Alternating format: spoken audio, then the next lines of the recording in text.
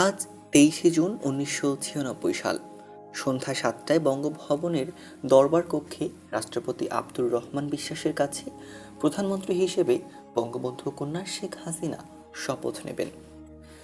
ধানমন্ডিস্থ 54 নং বাড়িতে শুধুমাত্র শেখ হাসিনার ছাড়া বাকি সবার মুখ কালো।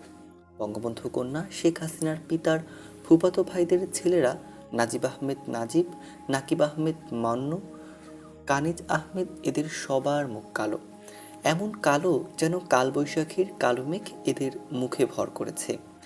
এদের আরেক চাচাতো ভাই বাহাউদ্দিন নাসিম, সে তো ভোর হওয়ার আগেই শেখ হাসিনার বাসা ছেড়ে চলে গেছে। বাড়ির চাকর বাকর, পিয়ন, গাড়ির ড্রাইভার, বাবুর্চি, এমনকি যারা দীর্ঘ 16 থেকে 17 বছর শেখ হাসিনার সাথে থাকতে থাকতে শেখ হাসিনার আত্মীয়র মতো হয়ে গেছে, শেখ হাসিনার পরিবারের সদস্য হয়ে গেছে, তাদের চোখেও জল, তাদের মুখও ভীষণ মলিন, ভীষণ কালো। বঙ্গবন্ধু কন্যা শেখ হাসিনা কিছুক্ষণ পরপর শুধু বলছেন, সবাই এমন শুরু করেছে যেন আমি মরে যাচ্ছি।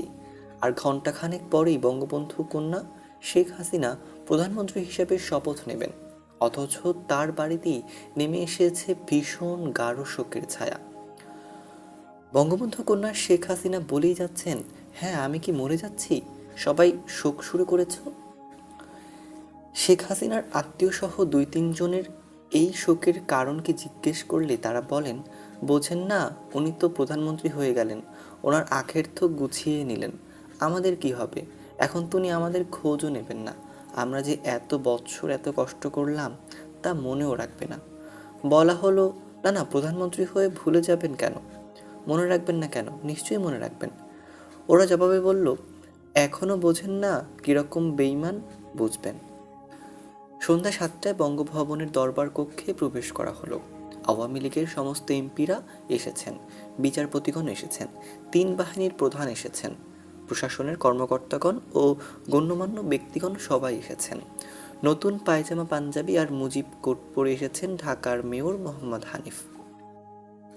তিনি সাধারণ মুজিব কোট পরেন না, কিন্তু তিনি সাধারণত মুজিব কোট পরেন না, কিন্তু তিনি তো নিশ্চিত আজ মন্ত্রিত্বের শপথ নিচ্ছেন। বঙ্গবন্ধু কন্যা শেখ হাসিনা গত 17 ফেব্রুয়ারি তাকে মন্ত্রী বলে ঘোষণা দিয়েছেন, কাজেই তিনি আজ মুজিব কোট পরে এসেছেন। তিনি জনতার মঞ্চ তৈরি করেছেন, খালেদা জিয়া সরকারের পতন ঘটিয়েছেন। জনতার মঞ্চের নায়ক তো তিনিই।